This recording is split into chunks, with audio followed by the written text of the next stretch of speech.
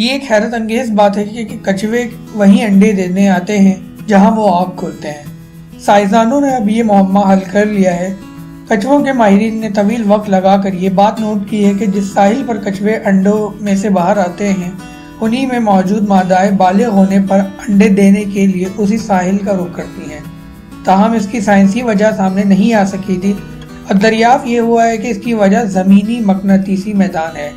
کچھوے کے بچے جس ساحل پر پیدا ہوتے ہیں وہ وہاں کے ارضی مقناطیسی خطوط اپنے دماغ میں محفوظ کر لیتے ہیں۔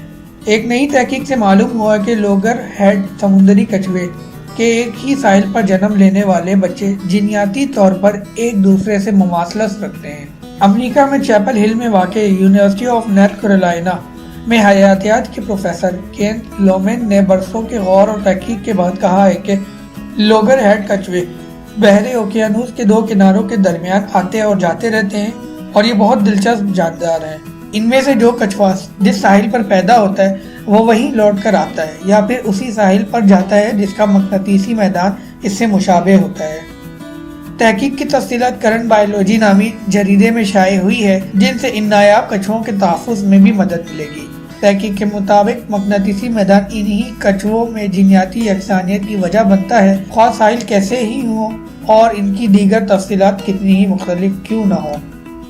کچھووں کے دماغ میں مقناطیسی میدان محسوس کرنے کا ایک زبردست نظام ہوتا ہے اور وہ اسی کی بدولت پیدا ہوتے ہی اپنے پہلے گھر کا مقناطیسی نقشہ ذہن میں بٹھا لیتے ہیں جو ہمیشہ ان کی رہنمائی کرتا ہے اور وہ اسی ساحل پر انڈے دینے کے لیے بار بار آتے ہیں۔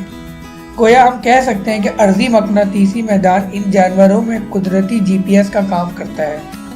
لومین کے مطابق یہ ایک اہم دریافت ہے جس سے لوگر ہیڈ کچھووں کو سمجھنے میں بہت مدد ملے گی، لیکن واضح رہے کہ ساحل پر بجلی کی لائنوں اور بڑی عمارتوں سے ان طویل نقل مکانی کو نقصان پہنچ سکتا ہے اور وہ بھٹک بھی سکتے ہیں۔ اسی طرح سیمن، شارک، پرندے اور خود شہد کی مکھیاں بھی ارضی مقناطیسی میدان کو استعمال کرتے ہیں۔